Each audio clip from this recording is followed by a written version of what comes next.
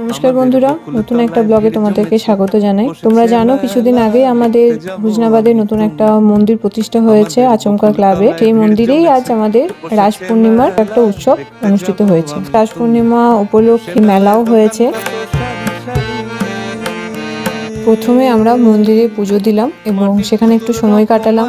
ওখানে হোম যজ্ঞ হচ্ছিল, সেগুলো আমরা একটু সবাই মিলে বসে দেখলাম।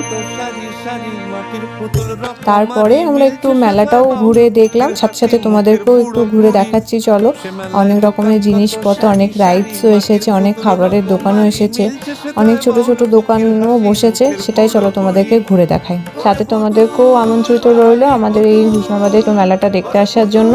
তোমরাও মেলাটা ঘুরে দেখো, কেমন লাগছে অবশ্যই কমেন্ট করো, ভিডিওটাকে শেয়ার করো, অ্যান্ড অনেক অনেক অনেক অনেক লাইক করো। আবার দেখা হবে পরের ভিডিওতে।